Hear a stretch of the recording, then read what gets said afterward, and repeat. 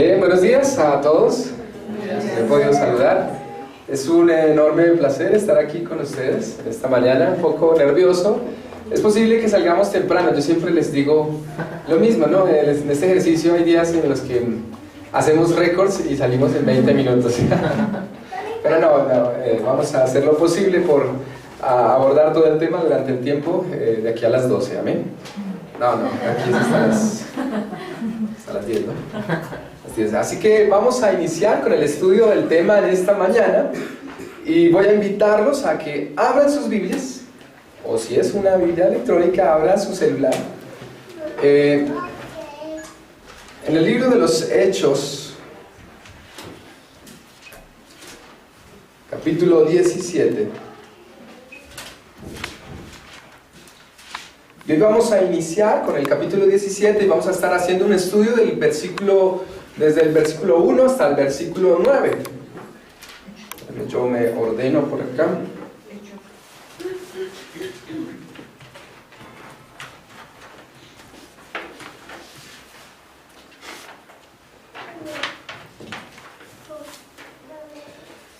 Desde un tiempo atrás he estado revisando y haciendo algunas comparaciones y en estos días hay lugares en donde se acostumbraba a predicar el Evangelio, donde se acostumbraba a enseñar la palabra de Dios, pero esos lugares se han convertido en unos centros sociales de diversión, unos centros que se han vuelto muy atractivos, muy bonitos para ir a visitar, muy bonitos como para ir a divertirse, parecen un Diversity para adultos, ¿verdad? Son congregaciones en donde se ha convertido el culto en un momento de esparcimiento, en un momento en el que se hace divertido y se hace atractivo por eso, pero no atractivo porque se predique la palabra de Dios. Entonces, ustedes podrán imaginarse, podrán haber visto lugares en donde se practiquen este tipo de cosas. Por ejemplo, los cultos en la antigüedad, los cultos a los dioses eran cultos atractivos. Por eso es que muchas veces el pueblo de Dios se veía atraído hacia esas cosas. Por ejemplo, los cultos a los dioses de la fertilidad. Eran cultos paganos, pero cultos también en el que incluían rituales sexuales, orgías, y etcétera, etcétera, etcétera. Y hacían atractivos el culto a través de esos dioses por esos medios. En la actualidad también las personas son atraídas por esos medios. Parece ser que es más fácil atraer a personas a la congregación ofreciéndoles en una pancarta diversión, ofreciéndoles en una pancarta que aquí podrá usted cambiar su vida de otra manera. Y son cultos demasiado humanistas y que no procuran darle la gloria a Dios.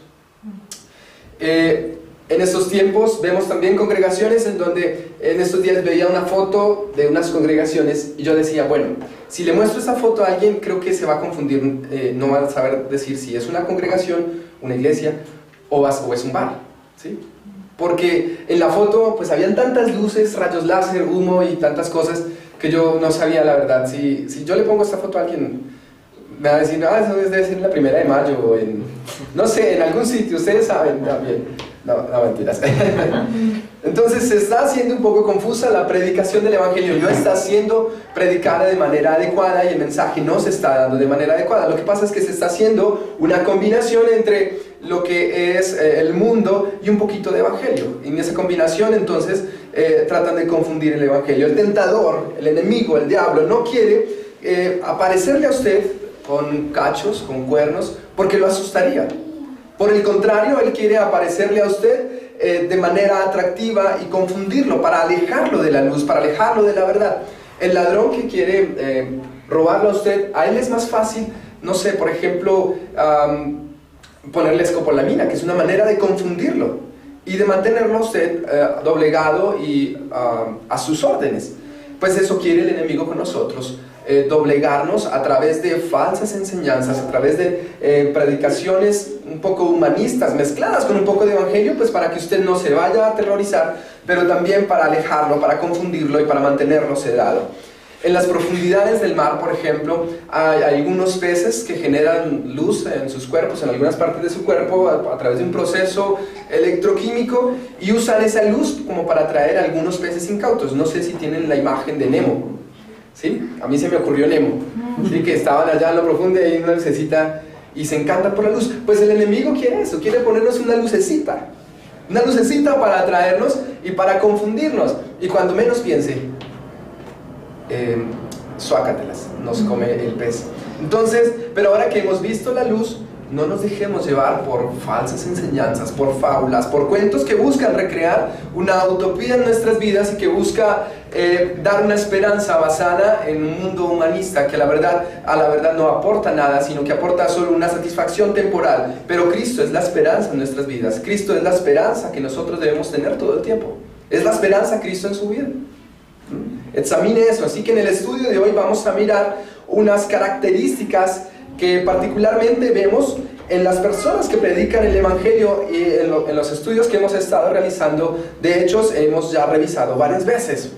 Un ejemplo importante de lo que vamos a tratar el día de hoy, por ejemplo, es Elías. ¿Recuerdan al profeta Elías?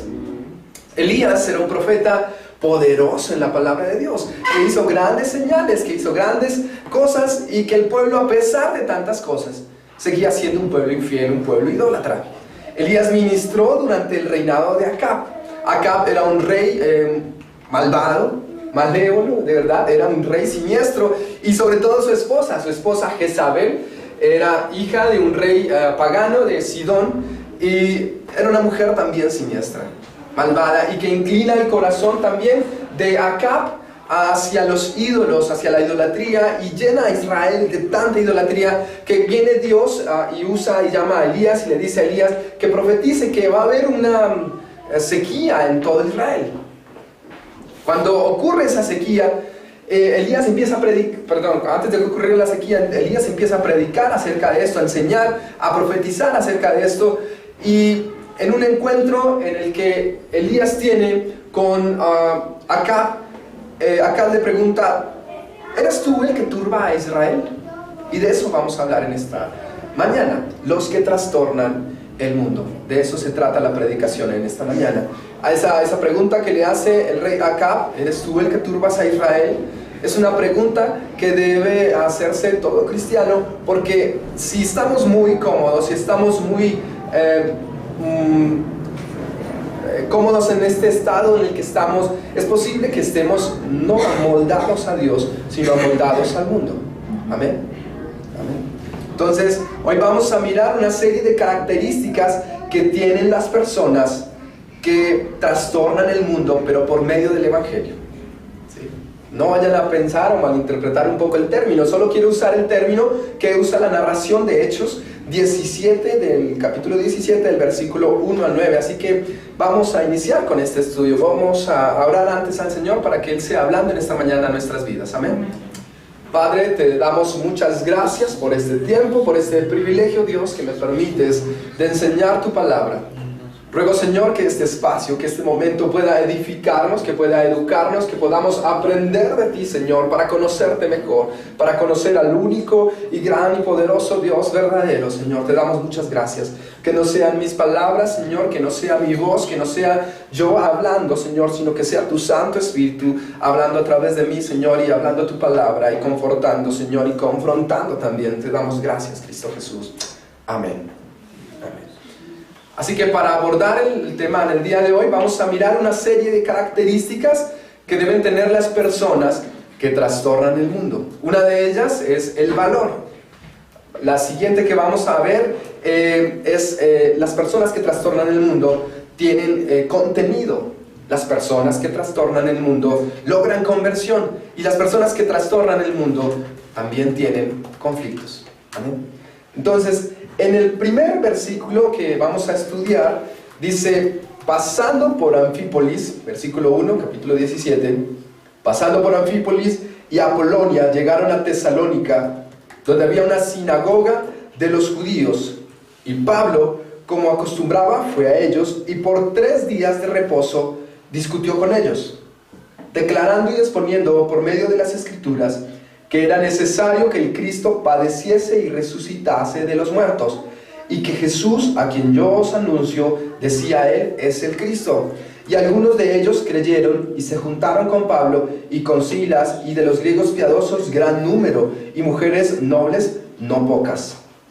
Entonces los judíos que no creían, teniendo celos, tomaron consigo a algunos ociosos hombres malos, y juntando una turba, alborotaron la ciudad, y asaltando la casa de Jasón, procuraban sacarlos al pueblo. Pero no hallándolos, trajeron a Jasón y a algunos hermanos ante las autoridades de la ciudad, gritando: estos que trastornan el mundo entero también han venido acá. A los cuales Jasón ha recibido, y todos estos contravienen los decretos de César, diciendo que hay otro rey, Jesús. Y alborotaron al pueblo y a las autoridades de la ciudad oyendo estas cosas. Pero obtenida fianza de Jasón y de los demás, los soltaron. El primer aspecto que vamos a ver entonces: los cristianos deben tener el valor para predicar el evangelio.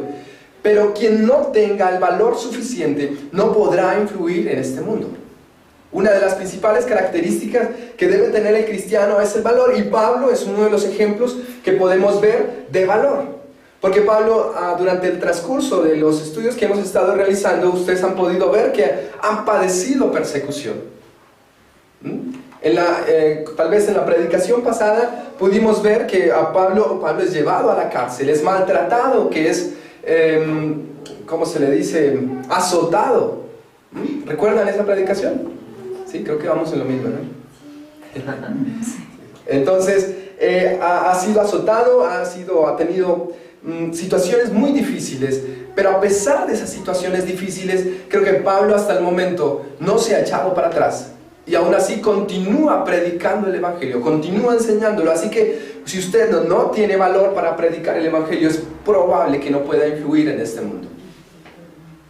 Estamos tan acostumbrados a vivir como estamos, con esa comodidad, con ese medio que tenemos, que olvidamos enseñar el evangelio, y enseñarlo a través de nuestras acciones, a través de lo que somos, a través de la predicación. Pero la predicación no es necesariamente pararse acá. Usted predica con sus acciones, usted predica con su testimonio, pero usted predica también cuando Dios le da la oportunidad de que alguien tal vez se le acerque y tiene la oportunidad usted de enseñar. ¿Habla usted de Dios cuando alguien le da la oportunidad de hacerlo? Es algo que hay que examinar en nuestras vidas. Un ejemplo de eso lo podemos ver en Hechos más adelante, en Hechos 20-22, en donde Pablo deja notar lo que siente un poco cuando le escribe a algunos hermanos despidiéndose. Dice: ahora he aquí, ligado yo en espíritu, voy a Jerusalén sin saber lo que allá me ha de acontecer, salvo que el Espíritu Santo por todas las ciudades me da testimonio diciendo que me esperan prisiones y tribulaciones. ¿Qué esperanza tenía Pablo?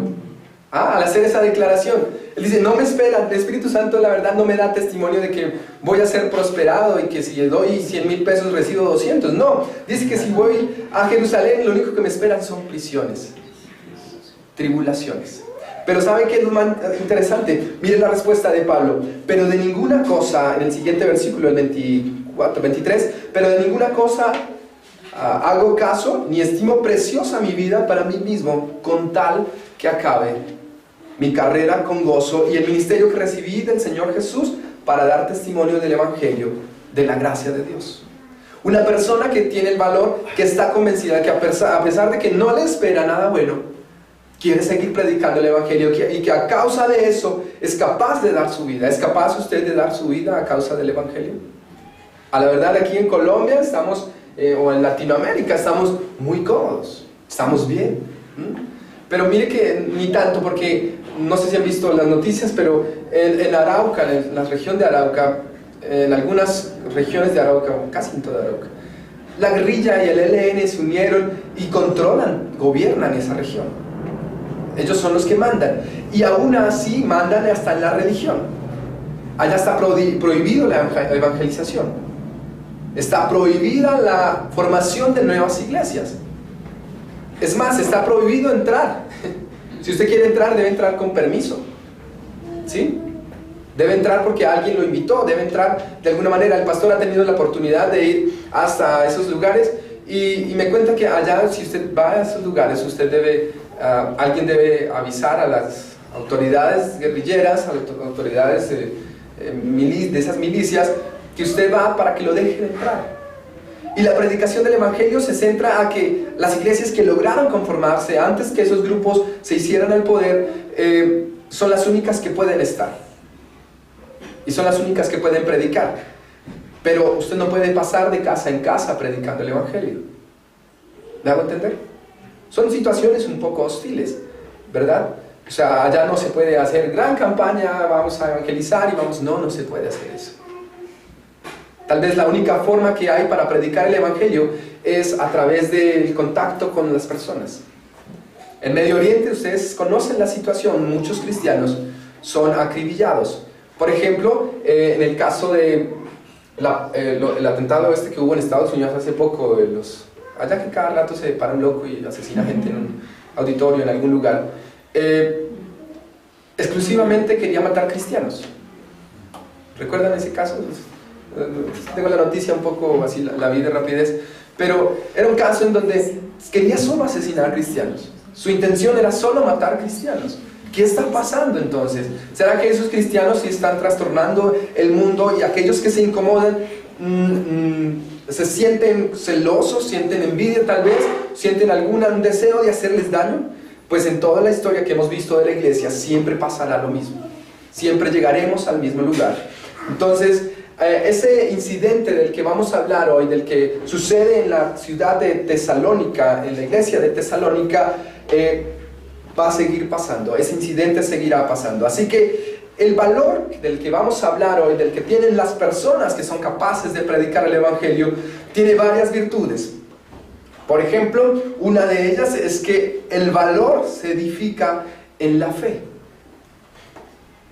¿Y qué es la fe? Es pues la fe, la certeza de lo que se espera, la convicción de lo que no se ve. Cuando pensamos en fe nos acordamos de ese versículo y no pensamos nada más allá de eso. Pues bien, la fe es confiar en Dios. En este caso, la fe es confiar en Dios. David conocía la gran importancia que tenía la fe. ¿Por qué digo que David conocía la gran importancia que tenía la fe, que tenía la confianza en Dios? A menudo David era un hombre que estaba atribulado, que estaba perseguido. Cuando no estaba perseguido, bueno, todo el tiempo mucho tiempo más bien, estuvo escondido. ¿Sí? Se la pasaba escondido. Tuvo oportunidades para salir, pero una cosa declara David en el Salmo 27 y dice: Jehová es mi luz y mi salvación, ¿de quién temeré? Jehová es la fortaleza de mi vida, ¿de quién he de atemorizarme? Dice que cuando se juntaron contra mí los malignos, mis angustiadores y mis enemigos, para comer mis carnes, ellos tropezaron y cayeron. Aunque un ejército acampe contra mí, no temerá mi corazón, porque aunque contra mí se levanten guerras, yo estaré confiado. Es la declaración de un hombre que confía plenamente en el Señor y que no estima de por sí su vida en nada, que no estima de por sí su integridad en nada, sino que todo lo pone en las manos de Dios. ¿Eso es capaz de usted de confiar en Dios en tiempos difíciles? ¿Es capaz de confiar en Dios en momentos de angustia?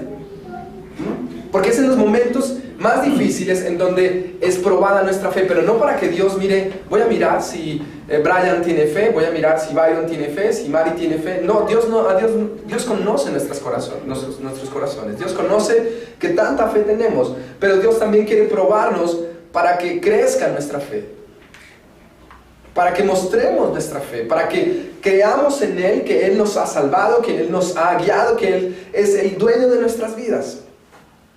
Un segundo aspecto es que la clave del valor es confiar en el poder soberano y en el cuidado de Dios y depender de su fuerza. Eso es fe. ¿Es capaz usted de confiar en Dios de esa manera? ¿Es capaz de confiar su cuidado en las manos de Dios? Sí. Hay cristianos que a veces, bueno, no está de mal uno ser precavido, uno ser atento, cuidadoso, pero hay cristianos que se pasan. Hay cristianos que se pasan y dejan de confiar en Dios. Si Dios tiene designado algo, si Dios tiene designado que uno pierda la vida a causa de algo, usted no puede hacer nada. Podrá comprarse todo el gas pimienta que quiera, todas las alarmas que quiera, todo lo que usted quiera, pero Dios tendrá designado ya un tiempo y una hora. Así que, como dicen por ahí, relájese y disfrute, ¿sí? Pero disfrute de la predicación, disfrute de la enseñanza del Evangelio. Amén. El segundo aspecto es que el valor resulta de la pureza que usted tiene. Es un aspecto interesante que estaba revisando y sucede que usted no puede tener valor, no puede tener confianza en Dios, no puede tener esa fe si en usted no hay ese resultado de pureza, de santidad. David también escribe en el Salmo 7, dice: Jehová mi Dios, en ti he confiado, sálvame de todos los que me persiguen y líbrame, no sea que desgarren mi alma cual león y me destrocen sin que haya quien me libre. Jehová Dios mío, si yo he hecho esto, si hay en mis manos iniquidad, si he dado mal pago al que estaba en paz conmigo, persiga el enemigo mi alma y alcáncela.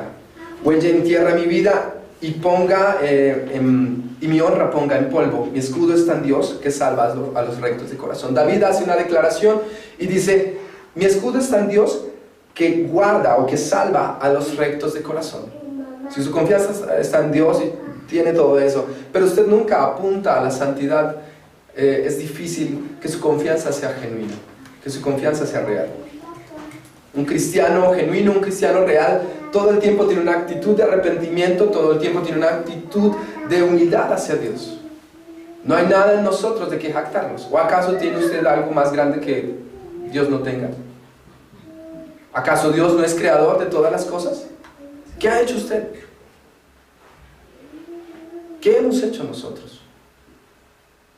¿Qué tenemos nosotros de valor que podamos decir a Dios algo, que podamos sentirnos más grandes? Nada hemos hecho nosotros. Así que la clave del valor, uno de los aspectos de la clave de tener valor es esa pureza.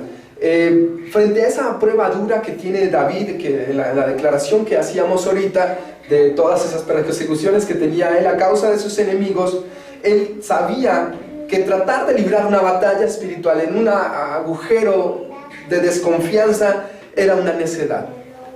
Un ejemplo de eso es cuando el rey Josafat se encuentra sitiado por los amonitas y por los moabitas. Cuando se encuentra sitiado y no haya que hacer, los números no cuadran, porque enfrentar un ejército tan grande con un ejército tan pequeño matemáticamente era imposible. Pero el hombre hace una cosa bien interesante y dice que sale al frente de la batalla y designa a una parte del grupo a cantar alabanzas y darle gloria a Dios. Y dice que Josafat manda a algunos al frente, pero otros se quedan cantando alabanzas y dándole gloria a Dios, y dicen que cantaban: glorificad a Jehová porque su misericordia es para siempre. Pues bien, en respuesta a esa confianza que tuvo Josafat hacia Dios, Dios le da la victoria. ¿Y sabe cómo Dios le dio la victoria? Dice la Biblia, que narra en Reyes, en Segunda de Crónicas, narra que los moabitas y los amonitas y los que estaban en contra de Israel, las emboscadas que ellos habían preparado, se fueron contra ellos mismos y ellos terminaron matándose solitos. Y Dios les dio la victoria, y eso es algo que nosotros tenemos que ver. Agradecer a Dios por adelantado. A ellos les brindó, a ese pueblo, la confianza de anticipar la victoria. ¿Cuántos hay aquí de esos que son, cuando uno es negativo, ¿cómo se llama? ¿Cuántos pesimistas hay acá? Yo soy un poco pesimista, ¿verdad? Yo soy un poco pesimista. Me toca seguir trabajando en eso, me toca seguir mejorando en eso. Pero con Dios no podemos ser pesimistas, porque no estamos poniendo la confianza en una persona, no estamos poniendo la confianza en alguien, estamos poniendo la confianza en el Creador, en el que hace todas las cosas, que aún antes de que nosotros le pidamos, Él ya sabe de qué tenemos necesidad. Así que, ¿por qué no agradecer por adelantado ese don que Dios nos ha dado, esa gracia infinita que Dios nos ha dado? Es más, tan adelantado nos dio que murió hace tantos años para salvarnos a nosotros aún hoy. Qué gracia tan infinita, qué amor tan grande, qué misericordia tan maravillosa. Pero es un concepto que nos falta entender y que nos falta poner en práctica en nuestras vidas. Esa confianza, ese valor que tenemos nosotros. Amén. Entonces dice otro aspecto, que es la falta de valor proviene de una inadecuada comprensión de Dios. ¿Cómo es esto? La falta de valor es una mala comprensión de Dios.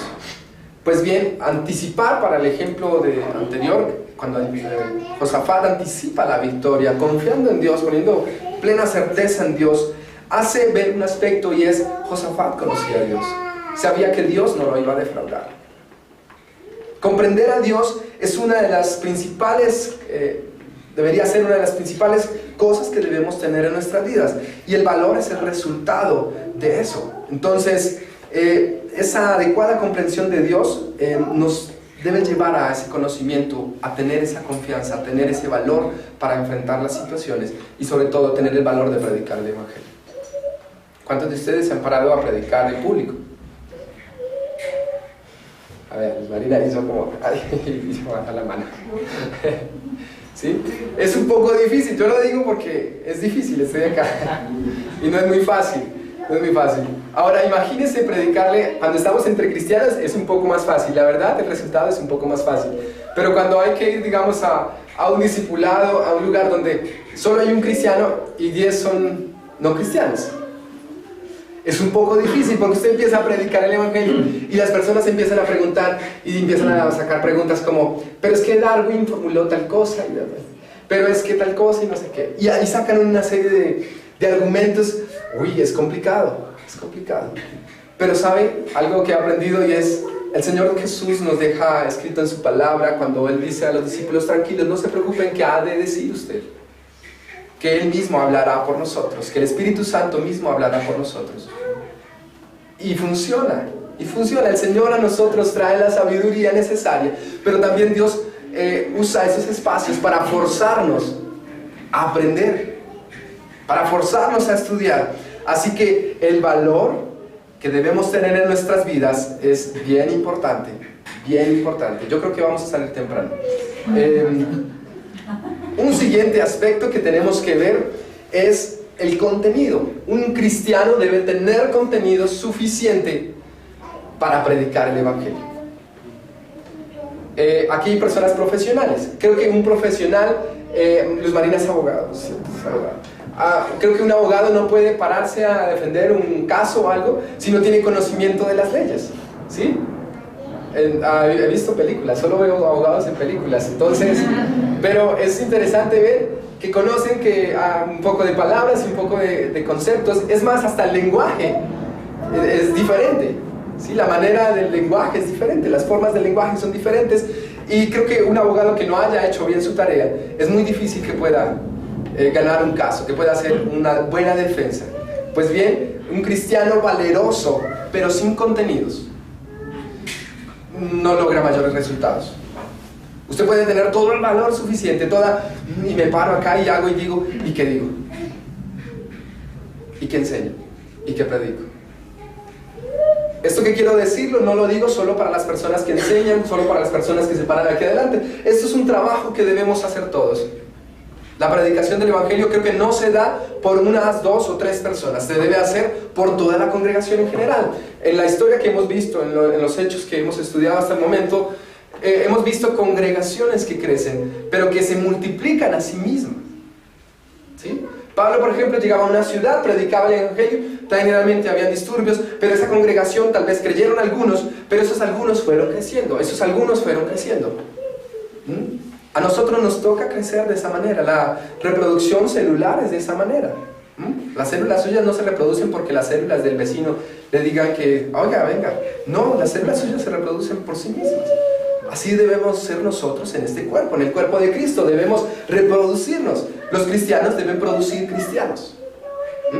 Y no pase como en un grupo familiar que, hablando un poco acerca de este tema, hablamos o el discipulado crece porque usted le enseña el Evangelio, o el discipulado crece porque van a venir niños, ¿no? Fue una broma que hice. Curiosamente al mes una muchacha estaba embarazada, entonces, pero no fue por eso, ¿no? Esa no es la manera tampoco de hacer crecer una iglesia, ¿no? Sino la manera más adecuada es predicando el Evangelio. Amén. Es que se confunde un poco cómo vamos a hacer crecer la iglesia. Entonces, un cristiano valeroso pero sin contenidos no logra mayores resultados. Pero también, un cristiano que tenga el valor pero con los contenidos inadecuados, creo que va a ser un desastre. Por eso es que hay unas sectas, hay una serie de grupos un poco errados, bastante equivocados, porque esas sectas tienen cristianos, personas muy valerosas, pero con los contenidos inadecuados, y eso logra unas cosas desastrosas, unas cosas que la verdad lo que generan es un daño a la iglesia, un daño a las congregaciones. En las grandes iglesias que se enseñan unas doctrinas que la verdad no tienen el mayor fundamento bíblico, creo que hay personas que están siendo lastimadas. En las grandes congregaciones hay personas que están siendo lastimadas, y ¿saben qué van a pensar? Ellos no van a pensar, es que era solo esa iglesia. Ellos van a hablar de la iglesia en general, porque a los cristianos nos ven a todos bajo el mismo techo, ¿sí? O sea, aquí puede haber un letrero diferente, allá puede haber un letrero diferente, pero la gente desde afuera nos ve de la misma manera. ¿Y cuántos cristianos están preparados? ¿Cuántos de ustedes están preparados para si alguien llega a restaurar la vida de esa persona? ¿Está usted preparado para restaurar la vida de otra persona? ¿Mm? ¿Para ayudar en esa preparación de esa otra persona? ¿Para enseñar verdaderamente el Evangelio? La pregunta es, ¿y qué estamos haciendo? ¿Mm? ¿Nos preocupamos más por lo secular? ¿Nos preocupamos más por la vida secular que la predicación, que la enseñanza del Evangelio? La verdad, la estamos abandonando. Ese desequilibrado enfoque de evangelizar sin un sustento bíblico, la verdad, no es adecuado. Ahora, otro aspecto es que el Evangelio, escucha bien esto, el Evangelio busca, voy a usar una palabra y es ofusca, pero tiene que ver más con ofender. Ofusca al incrédulo confrontándolo con su pecado. ¿Cómo así?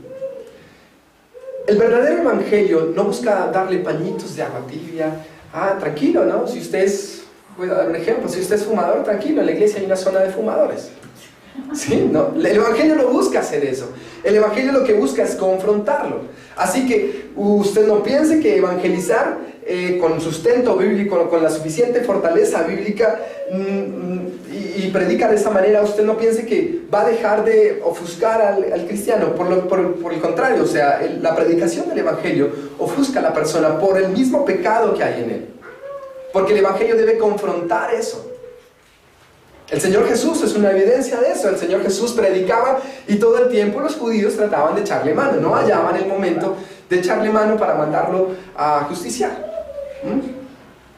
¿Por qué? Porque el Señor Jesús predicaba la verdad. Porque otros se habían conformado con una serie de interpretaciones que habían hecho de la ley, de los profetas, etcétera, etcétera, y no con la lectura de las Escrituras. Pues bien, la iglesia de Tesalónica, de la que estamos hablando hoy, Pablo va y predica el Evangelio, Pablo va y enseña el Evangelio, y suceden unas situaciones difíciles. Tesalónica es una ciudad costera muy interesante, es un punto estratégico en Europa, eso todavía es Europa creo, en Europa, y es un punto estratégico en el que se va y se predica el Evangelio. Pablo antes estaba ¿en dónde? ¿Recuerdan la ciudad en donde estaba antes? ¿Quién? Es que tengo los oídos tapados un poquito. ¿En dónde? No, diga, para que yo escuché, me pareció escuchar. ¿Dónde? No. Filipos, ¿sí? Filipos. ¿Recuerdan la predicación? Creo que la predicación pasada es que Pablo, o estoy muy atrás, pero Pablo predica en Filipos y hay un caso particular y es una chica adivina, una chica que tenía un demonio de adivinación. Así que Pablo predica el Evangelio, predica, y cansado de tanta vaina con esa muchacha, entonces le ordena al Espíritu que se vaya. Y curiosamente, eso ofende a los amos de esta chica. La predicación del Evangelio y lo que se hace, lo que es correcto, siempre va a ofender a otras personas y siempre va a traer problemas. Pero ojo, no es porque usted vaya a ofender a alguien, ¿no? Quiero hacer énfasis en eso, por favor, no vaya a decir por la calle a borracho y lo reprenden el Evangelio y lo patean. No, por favor, no vaya a hacer eso. Ofender no es de esa manera, ¿no? Sino que quiero decir es que cuando usted predica el Evangelio confronta la vida de la persona. Confronta lo que está mal en la persona. Aunque el Evangelio también debe confrontar nuestras vidas. ¿Y sabe cómo lo hace? Cuando usted se acerca a las Escrituras para estudiar un pasaje, cuando usted entre semanas se acerca a las Escrituras para hacer un estudio de un versículo en particular o algo, creo que siempre confronta nuestras vidas. Porque siempre nos lleva a examinar algo en nuestras vidas. Y cada vez que me pongo a estudiar algo, cada vez que me pongo a decir, oiga, qué mal estoy. Qué mal estoy. Qué mal estoy. Pero vean que ese ejercicio no se puede realizar a cabo si yo no estudio, si no me acerco a la palabra de Dios. ¿Cómo confrontar mi vida? ¿Cómo confrontar la vida de otras personas si ni siquiera estoy confrontando la mía propia? El pecado que hay en mí, el pecado que mora en mí, debe ser confrontado. Y una cosa que debemos entender, y es que el pecado es una ofensa constante para Dios. El pecado es una ofensa constante para Dios. ¿Alguien me puede acompañar con una cita en el Salmo 7:11? Que me lo pueda por favor leer, no lo tengo aquí a la mano.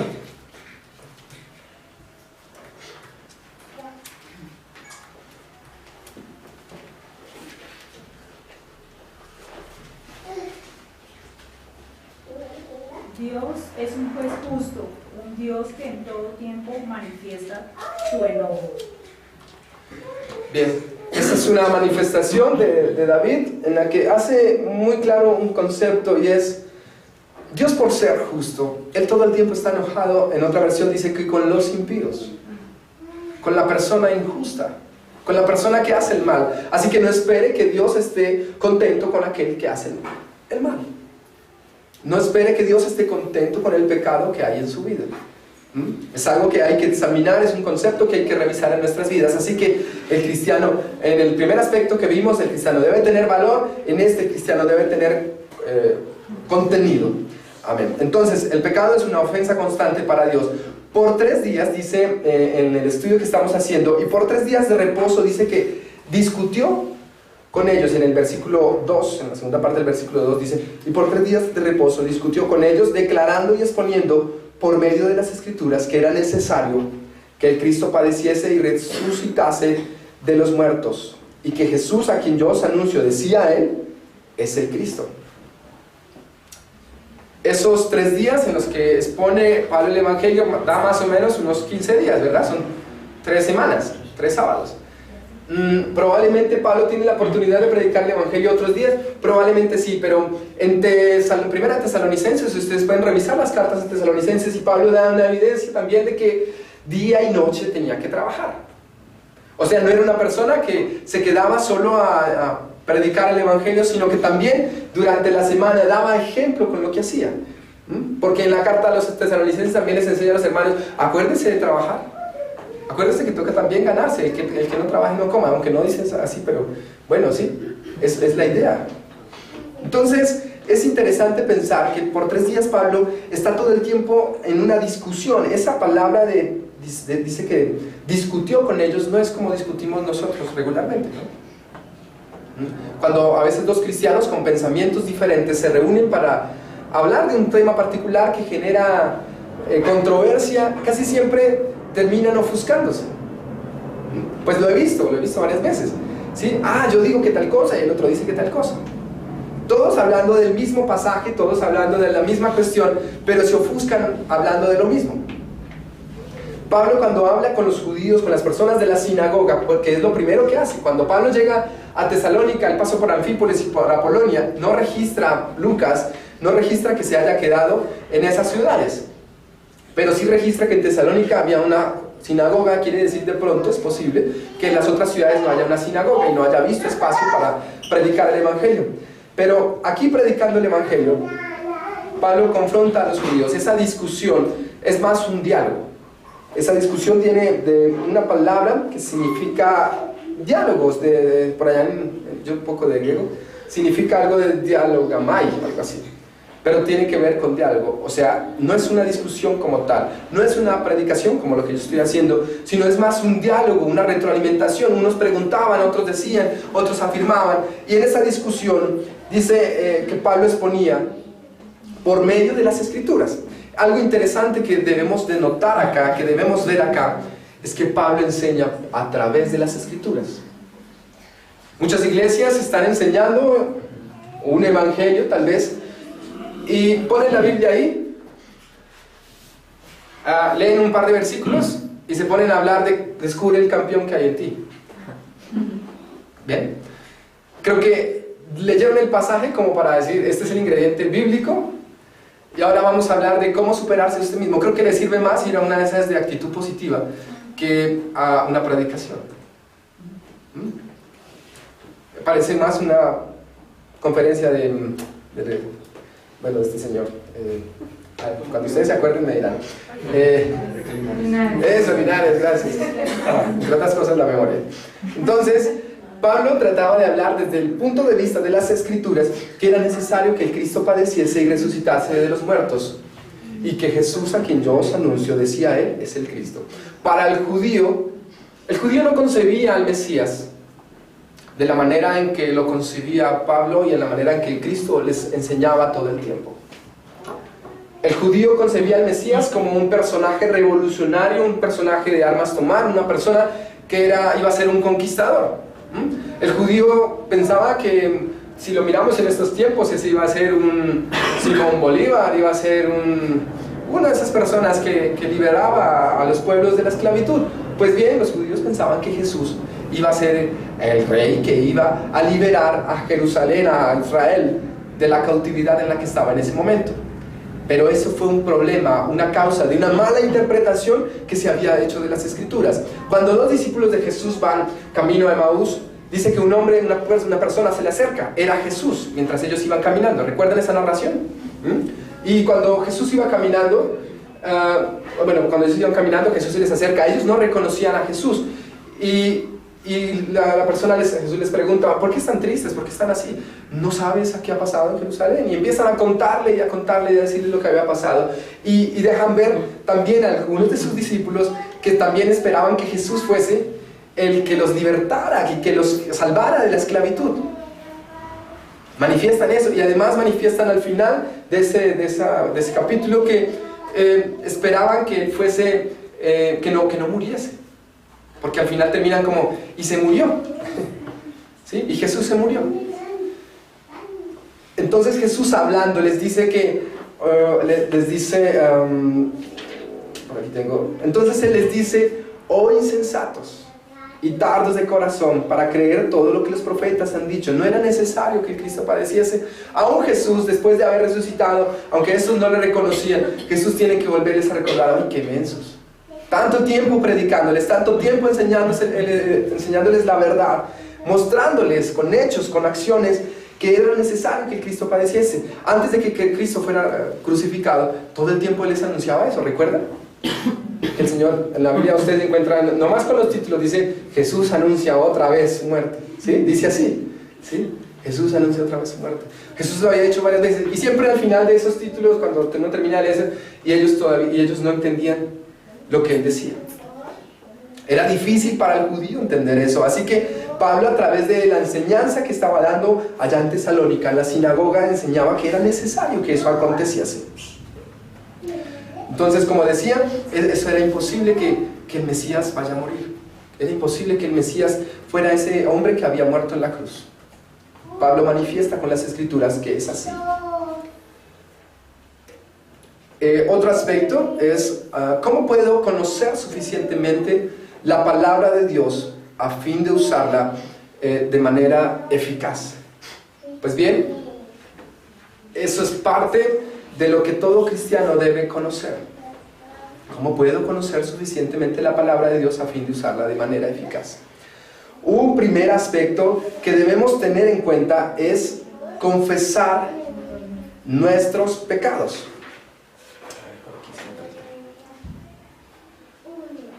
El primer requisito para el estudio de la Biblia, creo que es necesario que nosotros confesemos nuestros pecados. Quiero que me acompañe a Primera de Pedro.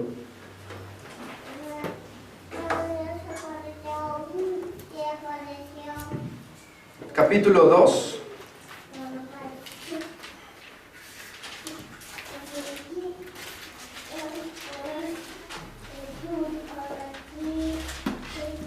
Primera de Pedro, capítulo 2, versículos 1 al 2.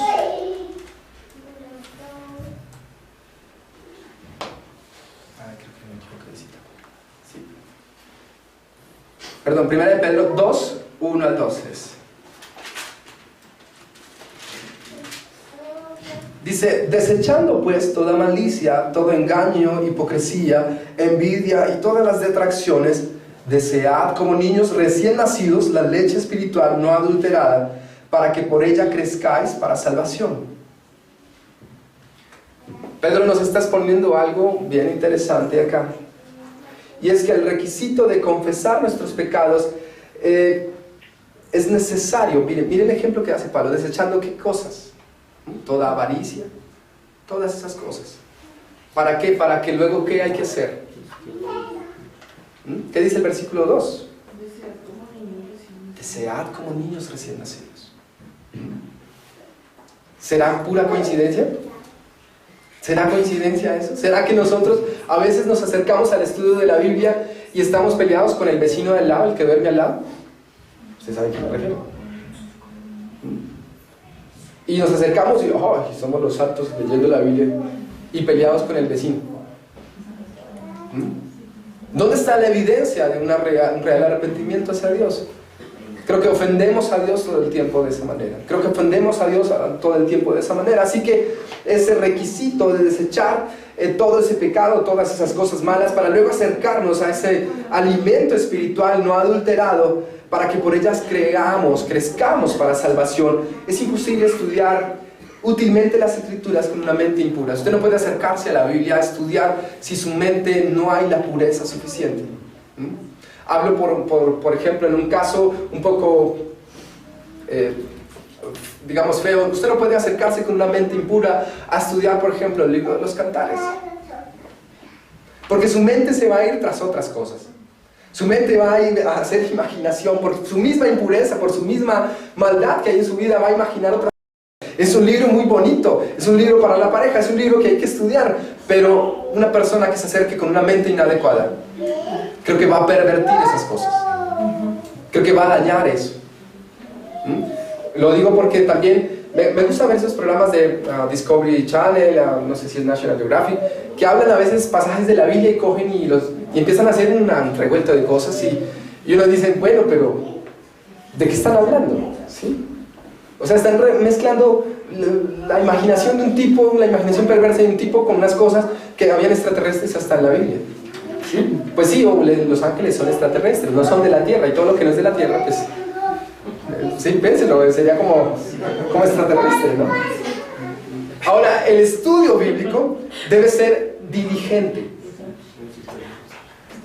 Debe ser diligente.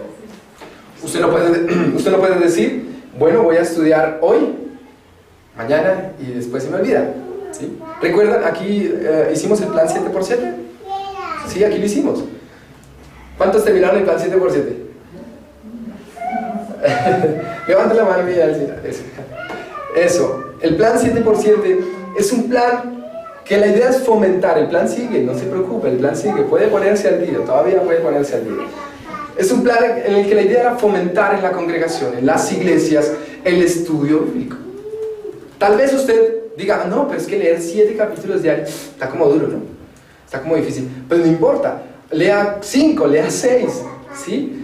Pero póngase una meta, póngase un estudio, que sea un estudio diligente, que sea un estudio que procure ese crecimiento espiritual en su vida.